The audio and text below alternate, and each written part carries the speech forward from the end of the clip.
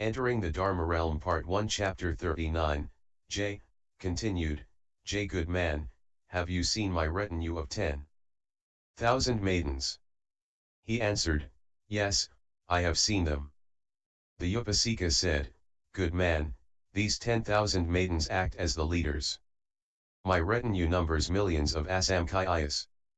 They share with me the identity of conduct, the identity of vows, the identity of good roots, the identity of the path of escape, the identity of pure understanding, the identity of pure mindfulness, the identity of tendency towards purity, the identity of limitless enlightenment, the identity of attainment all faculties, the identity of a vast, great mind, the identity of states of practice, the identity of principle, the identity of meaning, the identity of clear understanding of dharmas, the identity of pure physical characteristics, the identity of measureless powers, the identity of utmost vigor, the identity of sounds of proper dharma, the identity of sounds that accord with kinds, the identity of pure, and foremost sounds, the identity of praising.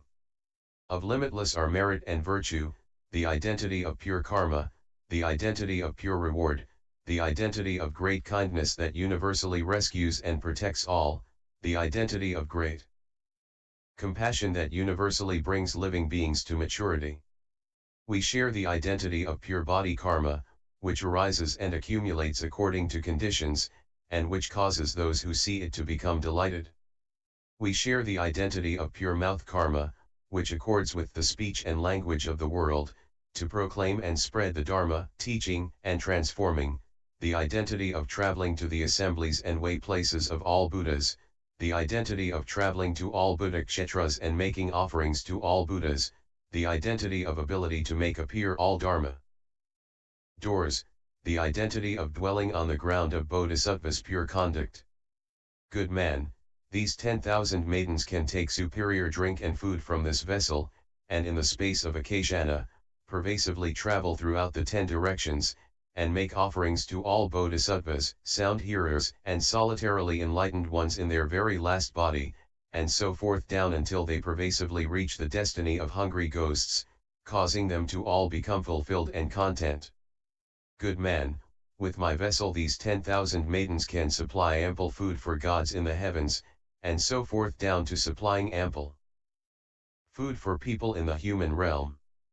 Good man, wait just a moment, you will see for yourself. Right when she was saying this, Good Wealth saw limitless living beings enter through the 4 doors. They were all drawn in by through the Upasika's original vows. As they congregated there, she arranged for seats and had them sit down.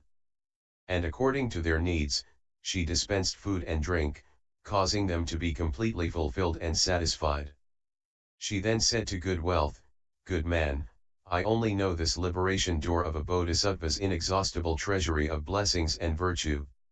As to all the merit and virtue of all bodhisattva, mahasattvas, how they are like the great sea, profound and without end, how they are like empty space, vast, great, and without limit, how they are like a wish-fulfilling pearl, which fulfills the wishes of living beings, how they are like a great marketplace, from which one can attain all that one seeks, how they are like Mount Sumeru, in which is universally gathered the multitudes of jewels, how they are like a mysterious treasury, which eternally stores the wealth of Dharma, how they are like a bright lamp, which dispels all darkness, how they are like a lofty canopy, which universally shades the flocks of beings. How could I possibly know or speak of their conduct of merit and virtue? Good man, south of here is a city called Great Production. In it is a layman named Clear Knowledge. Go to where he is and ask him how a bodhisattva studies the bodhisattva conduct, and how he cultivates the bodhisattva way. At that time, the youth Good Wealth bowed at her feet, circumambulated her limitless times, and gazed up at her admiringly without satiation. Then he bade farewell, and took his leave. 14. The layman Clear Knowledge, the city. Great Production, the conduct of unbendingness.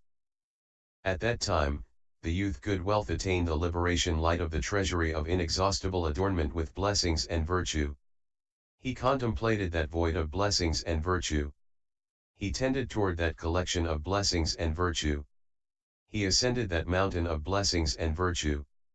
He gathered in that treasury of blessings and virtue. He entered that wellspring of blessings and virtue. He coursed in that pool of blessings and virtue. He purified that will of blessings and virtue. He beheld that treasury of blessings and virtue. He entered that door of blessings and virtue. He walked that path of blessings and virtue. He cultivated that seed of blessings and virtue. He traveled progressively until he arrived at the city great production. He universally sought the layman clear knowledge. Toward the good knowing advisor, his mind produced unquenchable admiration. Relying on the good knowing advisor, he saturated his mind with practice. Toward the good knowing advisor, his resolution and intent were firm and solid. He facilitated the means to seek audience with the good knowing advisor with a non-retreating mind. He vowed to get to serve the good knowing advisor, with a mind free of laxness and weariness. He knew that by relying on a good knowing advisor, one can complete the multitude of good deeds. He knew that by relying on a good knowing advisor, one can give rise to the multitude of blessings. He knew that by relying on a good knowing advisor, one can increase the multitude of conducts. He knew that by relying on a good knowing advisor, one need not be taught by others, but on one's own can serve all wholesome friends. As he was reflecting in this way, he extended his good roots. He purified his deep intent. He expanded his root nature. He augmented the basis of his virtue. He increased his great vows. He broadened his great compassion. He drew near to all wisdom and became replete with the path of universal worthy. He illuminated all the proper Dharma of all Buddhas. He increased and grew in the light of the thus come one's 10 powers. At that time, good wealth saw that layman inside the city. At the junction of the 4 thoroughfares of that town, on top of a 7-jeweled platform, was installed a throne adorned with countless gems. That throne was wondrously fine. Pure mani made up its body. Vajra imperial blue gems made up its legs. Jeweled tassels intertwined about it. 500 gems ornamented it. Heavenly precious garments were strewn over it. Heavenly banners and streamers were erected around it. A great jeweled net was suspended above it. A great jeweled curtain was draped over it. Covering it protectively was a canopy of jambunita gold, the Vaidurya studded poles of which were upheld by bearers. Plumes from regal swans, pure and adorned, served as fans. A multitude of wondrous incenses perfumed the air, while there rained down multitudes of heavenly flowers. To his left and right, 500 kinds of musical sounds played constantly. Their sounds were melodious and wonderful, and excelled the music of the heavens. All the living beings who heard it were delighted. A retinue of 10,000 circumambulated him. Their physical features were upright and adorned, pleasing to all who saw them. Objects of heavenly adornment served as their ornaments. Among gods and humans, they were most supreme. All of them had accomplished the resolution and intent of a bodhisattva. They shared with the layman the same good roots from the past. They stood in attendance, gazed up at him, and carried out his instructions. At that time, good wealth bowed at his feet, circumambulated him measureless times, stood, with his palms together, and said, sagely 1, for the sake of benefiting all beings, for the sake of causing all beings to leave suffering and difficulty, for the sake of causing all beings to attain ultimate joy and peace, for the sake of causing all beings to escape from the sea of birth and death, for the sake of causing all beings to dwell on the jeweled continent of dharmas, for the sake of causing all beings to dry up the river of love, for the sake of causing all beings to give rise to great kindness and compassion, for the sake of causing all beings to renounce and leave desire and love, for the sake of causing all beings to thirstily aspire to the Buddha's wisdom, for the sake of causing all beings to get out of the wilderness of birth and death, for the sake of causing all beings to delight in all Buddha's merit and virtue, for the sake of causing all beings to get out of the city of the three realms, for the sake of causing all beings to enter the city of all wisdom. For reasons such as these, I have brought forth the resolve for Anuttara-Samkhya-Sambhati.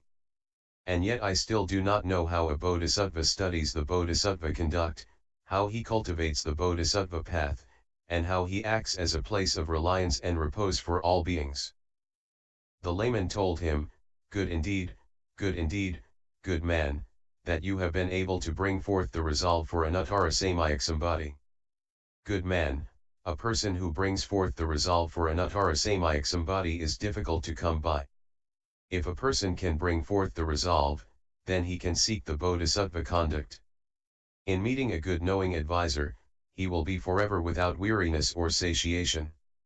In drawing close to a good knowing advisor, he will be eternally without fatigue. In making offerings to a good knowing advisor, he will be forever without tiredness or laxness. In serving a good knowing advisor, he will not become aggrieved. In seeking a good knowing advisor, he will never retreat. In cherishing and being mindful of a good knowing advisor, he will never forsake him. In attending a good knowing advisor, he will take no momentary respite. In gazing up at a good knowing advisor, he will never pause for rest. In practicing the good knowing advisor's teachings, he will never be lax or slothful. In carrying out the good knowing advisor's intentions, he will never make mistakes. Good man, do you see the people in this assembly? Good Wealth answered, yes. I see them. The layman said, good man, I have already caused them to bring forth the resolve for Anuttara-Samkhya-Sambhati, and to be born in the thus come one's households to increase and grow in pristine dharmas, to securely abide in all the limitless paramithas, to study the Buddha's 10 powers, to be apart from the clan of the world and to dwell in the clan of the thus come ones, to renounce the will of birth and death and to turn the will of proper Dharma, to destroy the 3 evil destinies and to dwell in the destiny of proper Dharma, and, like all bodhisattvas, to be able to rescue and protect all living beings. Good man, I have attained the liberation door of the treasury of producing blessings and virtue according to one's intent. If anyone needs anything, I can completely fulfill their wishes. Specifically, clothes and necklaces, elephants, horses, carts and carriages, flowers, incense, banners and canopies, drink, food, potions and medicines, buildings, dwellings, houses and residences, beds, sitting mats, lamps and torches, slaves, maidservants, cattle and sheep, and all types of attendants, all these necessities of life, everything they need I can completely provide for them, up to and including speaking true, actual, and wonderful Dharma for them. Good man, wait for a short moment, you will see for yourself. Right as he was saying this, limitless beings from various directions, various worlds, various countries, various cities and counties, each of different shapes and species, of varying delights and desires, their number boundless, all arrived and gathered there together, because of the power of vows made by the Bodhisattva in the past. Each of them according to his individual wishes, made requests and asked for favors. At that time, knowing that the multitudes had all gathered together, the layman became absorbed in thought for a brief instant. He gazed up into empty space, and then the very things they needed all descended from empty space. Everyone in that multitude was completely satisfied. Then he spoke various dharmas for them. Specifically, for those who were fulfilled and made content from the fine food they had obtained, he spoke of the various ways to amass blessings and virtue, ways to separate from poverty, ways to know all dharmas, ways to accomplish joy in dharma and food from the bliss of dhyana, ways to cultivate and become replete with the hallmarks and characteristics, ways to increase, grow, and accomplish the ability to be firm and undaunted, ways to be skilled at understanding unsurpassed food, ways to accomplish the power of great awesome virtue to subdue demonic enmity. For those who were fulfilled and made content from the fine drink they had obtained, he spoke Dharma, thus causing them to renounce and separate from love and attachment within birth and death, and to take in the flavor of Buddha Dharmas. For those who obtained the various supreme flavors, he spoke Dharma and caused them to attain the marks of all Buddhas, thus come one superior flavor. For those who were fulfilled and made content by obtaining carts and carriages, he proclaimed various Dharma doors and caused them all to ride in the Mahayana. For those who were fulfilled and made content from obtaining clothes, he spoke Dharma and caused them to obtain the garment of pure shame and remorse. Up to and including the thus come one's pure and wonderful form. There was absolutely nothing lacking. Thereafter he spoke Dharma responding to their needs. After hearing the Dharma, they returned to where they originally came from. Then, after having manifested a bodhisattva state of inconceivable liberation for the youth good wealth, the layman told him, "Good man, I only know this liberation door of the treasury of producing blessings and virtue according to one's intent. But as to how all bodhisattva mahasattvas accomplish jeweled hands, how they pervasively shade all the 10 directions countries, how with the power of self-mastery they universally rain down all provisions of life, specifically, raining down varicolored jewels, varicolored necklaces, varicolored precious crowns, varicolored garments, varicolored music, varicolored flowers, varicolored incense, varicolored powdered incense, varicolored burning incense, varicolored jeweled canopies, varicolored banners and streamers, so they fill up the dwelling places of all beings and the assemblies and way places of all thus come ones, and how they either use these objects to bring all beings to maturation, or to make offerings to all Buddhas. How could I possibly know or speak of the sovereign spiritual power of their merit and virtue? Good man, south of here is a great city called Lion Palace, where there is an elder named Crest Jewel of Dharma. Go to him and ask him how a bodhisattva studies the bodhisattva conduct, and cultivates the bodhisattva way." At that time, the youth good wealth was delighted and leapt for joy. He paid honor and respect to him, and made obeisance as a disciple should. And he had the following thought: because of the protection and care the layman has for me, I am caused to see the path of all wisdom, to not cut off the view of cherishing and being mindful of the good knowing advisor, to not impair the mind that reveres the good knowing advisor, to always accord with the good knowing advisor's teaching, to decisively and deeply believe in the words of the good knowing advisor, and to always bring forth a deep resolve to serve the good knowing advisor. He then bowed at his feet, circumambulated him limitless times, gazed up at him with earnest admiration, bade farewell and left. Chapter 39, Section 7.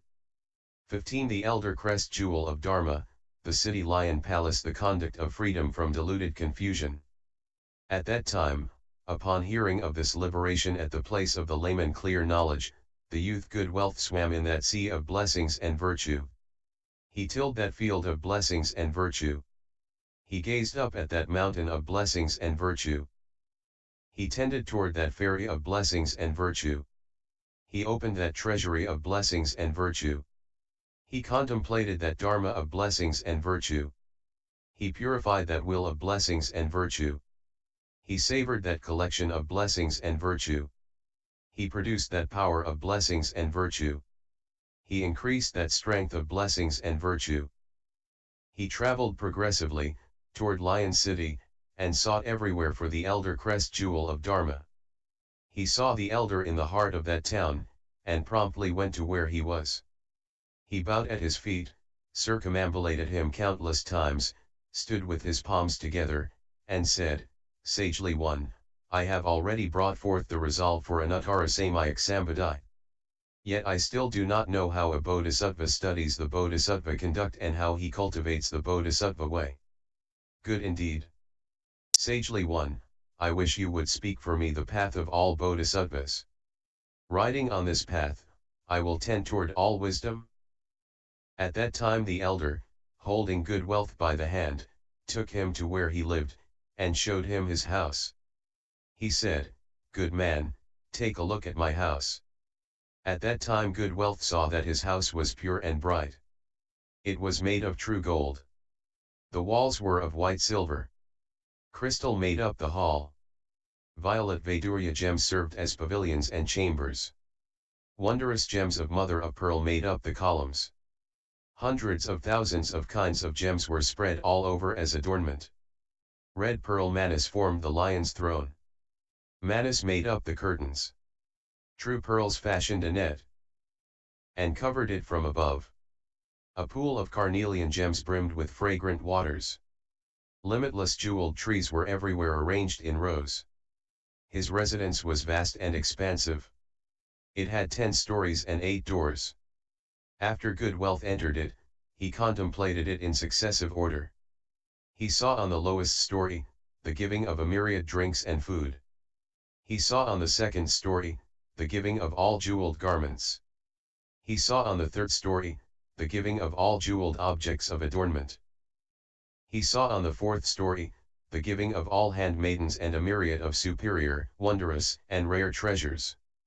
He saw on the fifth story, bodhisattvas up to and including those of the fifth ground, who gathered together like clouds. They proclaimed all dharmas and benefited the world.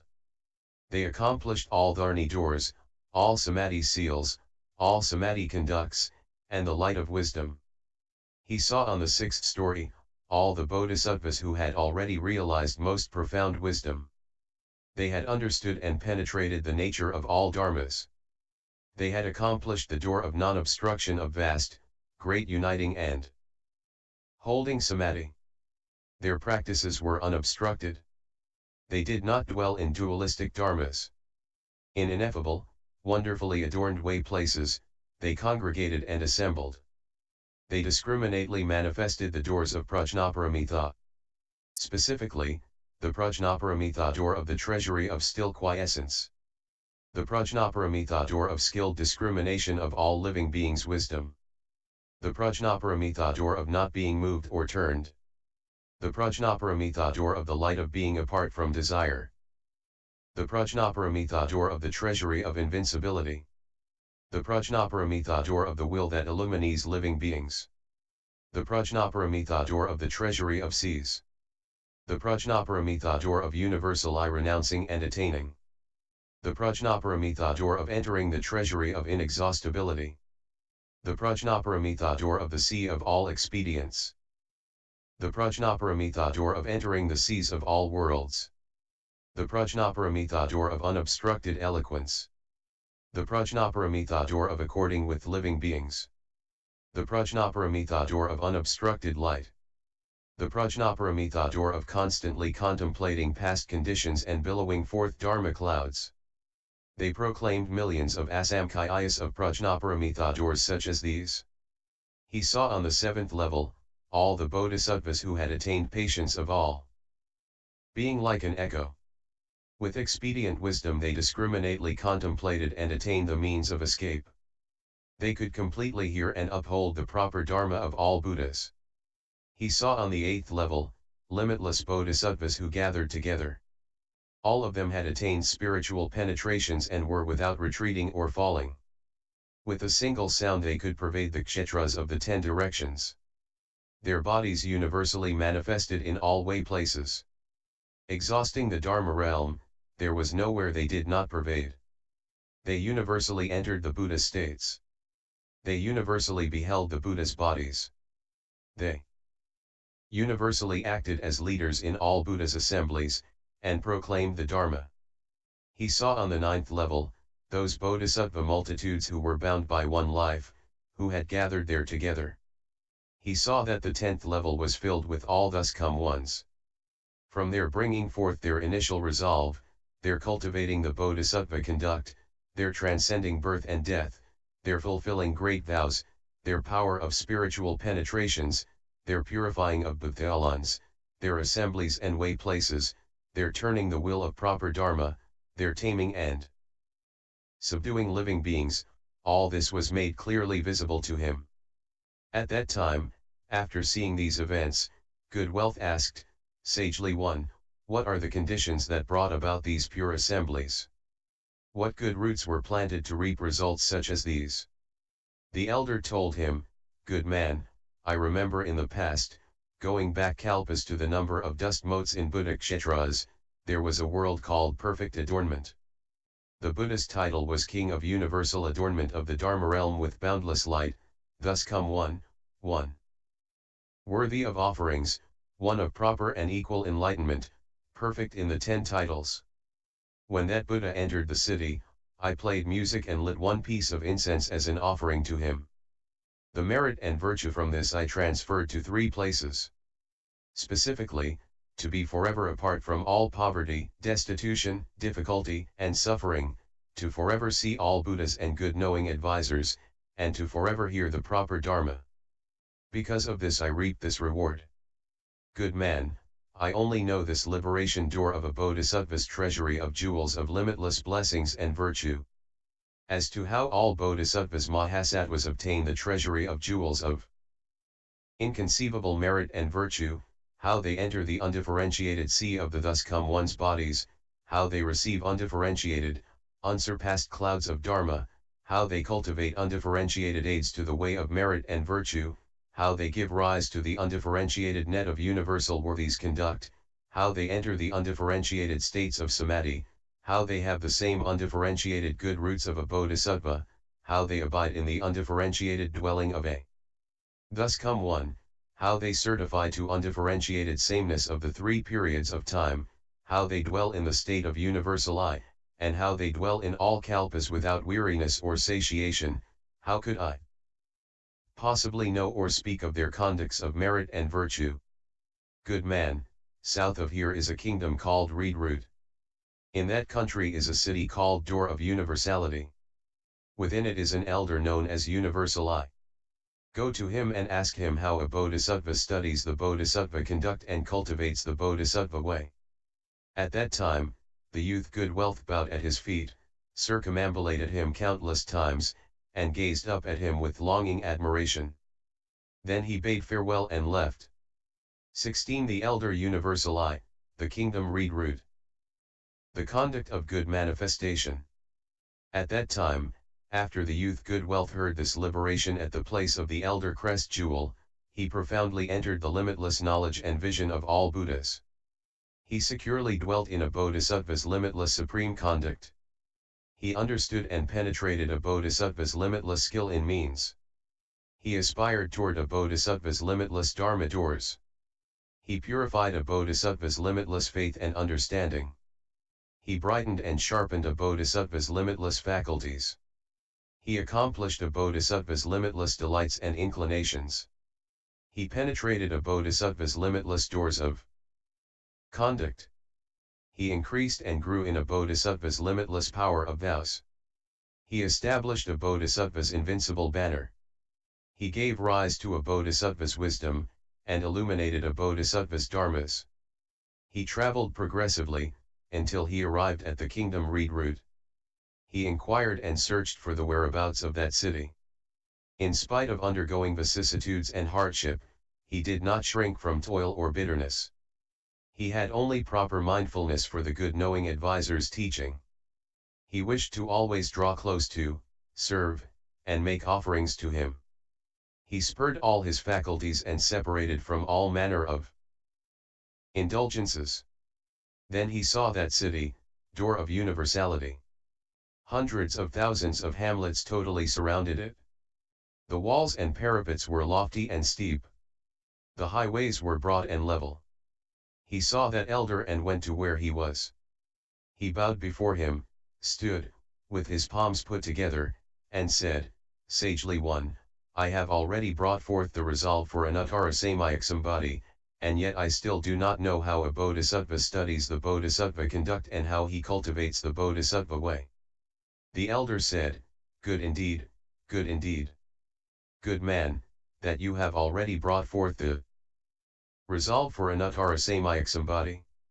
Good man, I know the illnesses of all beings, those caused by wind, bile, phlegm, heat, ghosts, goblins, witchcraft, and poisons, up to and including the harm incurred by water and fire, all diseases that arise from factors such as these I can completely save one from, and cure with expedient devices. Good man, if there are living beings from the 10 directions who are inflicted with illnesses, who come to my place, I can cure them all and cause them to recover. Moreover, I use fragrant liquids to bathe their bodies. I adorn them with various types of incense, flowers, necklaces, costly garments, and superior clothing. I give them all kinds of drinks and food, wealth, and jewels, thus causing them to be fulfilled and content, so they do not want anything.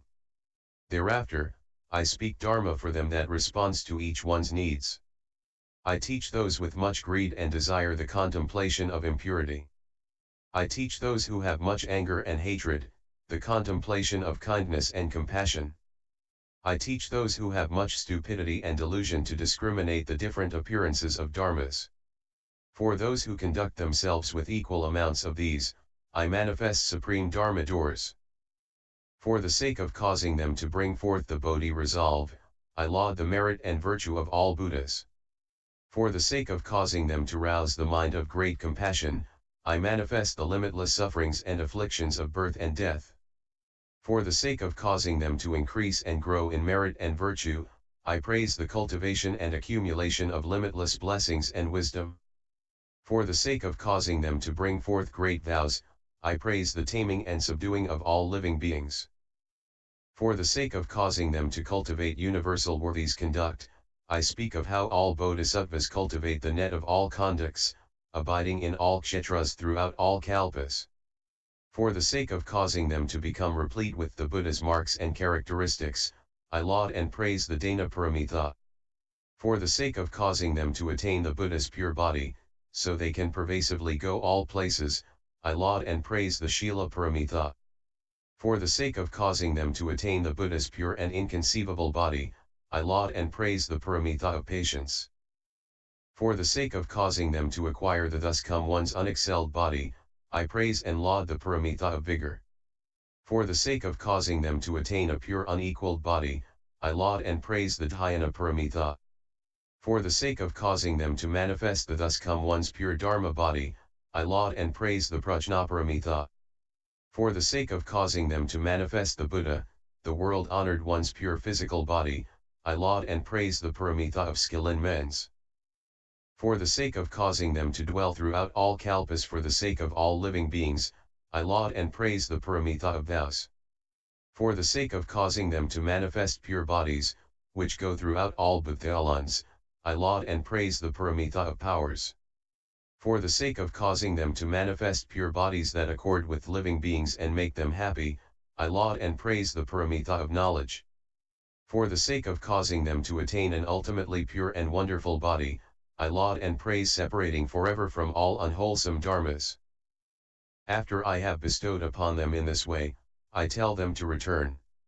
Moreover, good man, I possess skilled knowledge of the essential methods for mixing and combining all types of incense.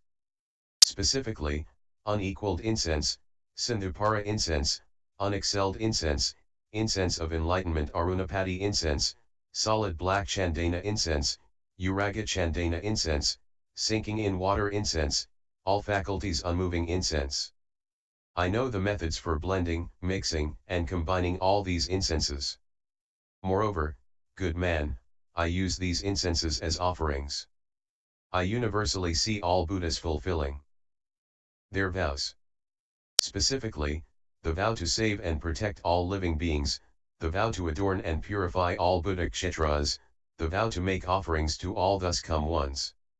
Moreover, good man, when this incense is lit, each incense emits limitless fragrances. They pervade all Dharma realms of the 10 directions, reaching the assemblies and way places of all Buddhas. Perhaps they serve as palaces of fragrance, or halls of fragrance.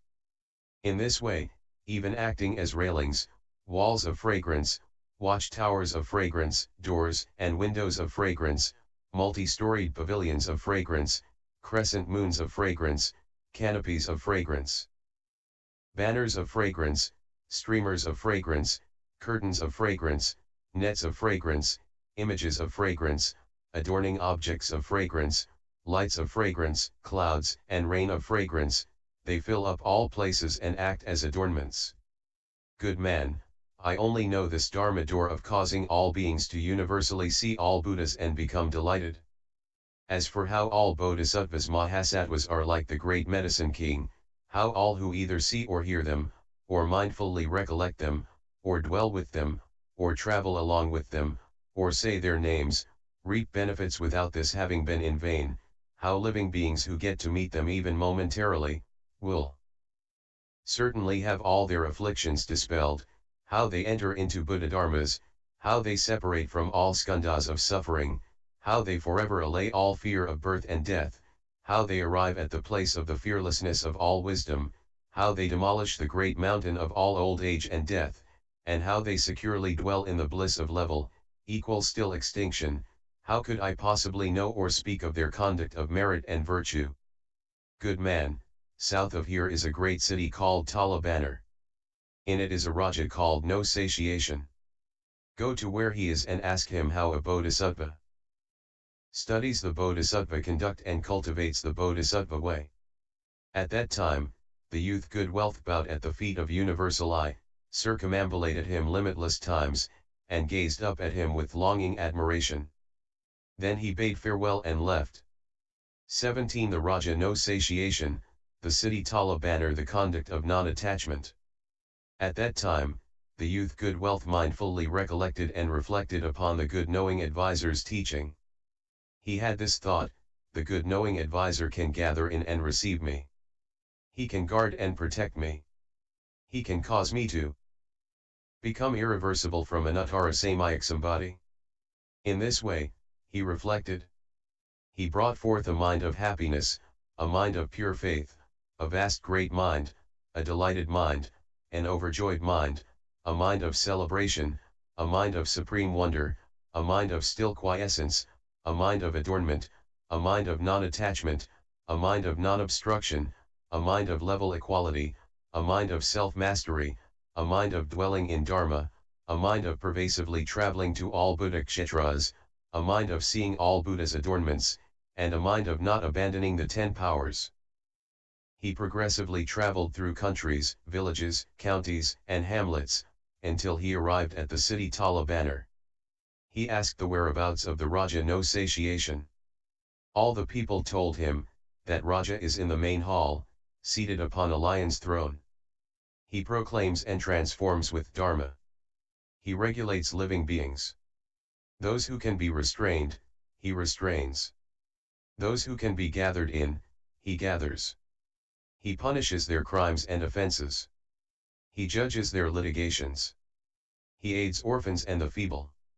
He causes them all to forever cut off killing, stealing, and sexual misconduct. He also sets up prohibitions against false speech, double-tongued speech, abusive speech, and frivolous speech. He also causes them to be far apart from greed, anger, and deviant views. At that time, the youth good wealth, following the words of those people, went searching for his place. From a distance he saw that Raja seated on a Narayana Vajra throne. Asamkhya gems made up its legs. Limitless jeweled images acted as adornments. Golden tassels formed a net that draped it from above. Wish-fulfilling manas composed the jeweled crown, which adorned his head. From Jambunita gold was fashioned a half-moon that ornamented his forehead. His earrings were made of imperial blue manas, which hung down in pairs.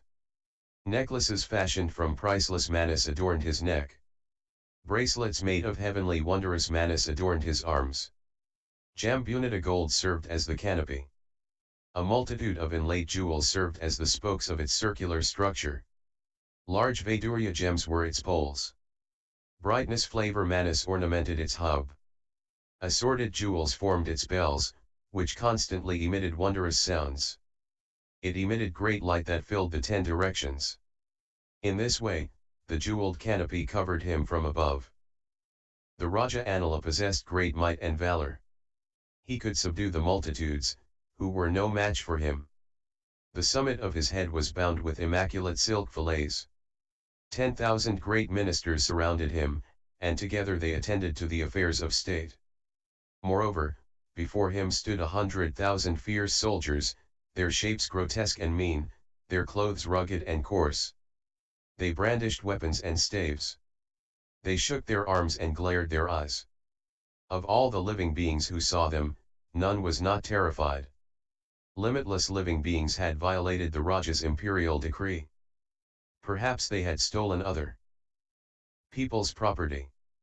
Or they had harmed others' lives, or had violated others' wives, or had produced deviant views, or had given rise to hatred and anger, or had harbored greed and jealousy. They committed various kinds of evil karmas such as those. Their bodies were bound and tied in 5 places, and dragged to where the Raja was. According to their offenses they were punished. Perhaps their hands and feet were chopped off, or their ears and noses were hacked off, or their eyes were gouged out, or they were beheaded, or they were flayed, or they were dismembered, or they were boiled in burning oils, or consumed by flames, or they were driven up a high mountain and then hurled down. There were limitless agonizing cruelties such as these. The sounds of their screaming were like those heard in all the great hells combined. When Good Wealth saw this, he had the following thought: it is for the sake of benefiting all living beings that I seek the Bodhisattva conduct and cultivate the Bodhisattva way. Now this Raja destroys all wholesome dharmas. He creates immense offense karma by oppressing and afflicting living beings. Has he no fear of the evil paths in the future? How can I hope to seek Dharma in this place, to bring forth great compassion, and to save and protect living beings? Right as he was having this thought, a god said to him from empty space, "Good man, you should mindfully recollect the teachings of your good knowing advisor, the elder universal I." Good Wealth gazed up and said to him, "I constantly recollect them. I do not dare to forget them." The god said, "Good man, do not weary of, or separate from the words of the good knowing advisor. The good knowing advisor can lead and guide you to a peaceful place that is free from peril and difficulty. Good man, a bodhisattva's wisdom of clever expedients is inconceivable. His wisdom of gathering in and receiving living beings is inconceivable. His wisdom of guarding and being mindful of beings is inconceivable. His wisdom of bringing beings to maturation is inconceivable. His wisdom of guarding and protecting beings is inconceivable. His wisdom of crossing over and liberating beings is inconceivable. His wisdom of taming and subduing beings is inconceivable." After the youth Good Wealth heard these words, he went to where the Raja was, bowed at his feet, and said, "Sagely one, I have already brought forth the resolve for Anuttarasamaya. And yet I still do not know how a bodhisattva studies the bodhisattva conduct, and how he cultivates the bodhisattva way. I heard that the Sagely One is skilled at teaching and guiding. I hope you will explain it for me."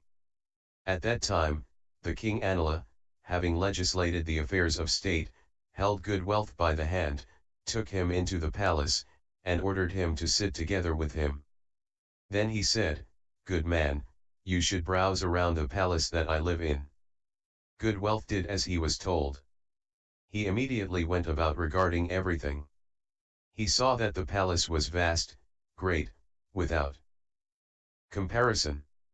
It was made from the combining of wonderful jewels. The 7 gems formed the walls that surrounded it. Hundreds of thousand kinds of various jewels served as pavilions and chambers. The various different adornments were all wondrous and fine. Inconceivable nets of mani gems draped it from above. There were 1,000 million maidens in waiting, who were upright and exceptionally rare. Their awesome comportment, whether advancing or stopping, was all spectacular. All that they gave or performed were clever and ingenious. From when he rose to when he retired, they served him with compliant intent. At that time, the Raja Anila told Good Wealth, "Good man, what do you think? If I actually performed evil deeds such as these, how could I have obtained such a reward? Such a physical body, such retinues, such bounteous wealth and such sovereignty? Good man, I have attained the Bodhisattva's liberation of all being like an illusion. Good man, the beings within my kingdom commit many acts of killing, stealing, and so forth, up to harboring deviant views. If I employed other expedient means, I would not be able to make them renounce and separate from their evil deeds. Good man, for the sake of taming and subduing those living beings, I transformationally create evil people who create all sorts of offense karma. They undergo various kinds of sufferings that terrify all evil-doing beings who see this. Their minds bring forth revulsion and a wish to separate from evil. They become intimidated. They cut off all their doing of evil deeds, and bring forth the intent for anuttara samyak sambodhi. Good man, with these ingenious expedient means, I cause living beings to renounce the 10 evil karmic deeds and to abide in the 10 wholesome karmic paths. So they may be ultimately happy, ultimately secure, and ultimately dwell on the ground of all wisdom. Continued, K.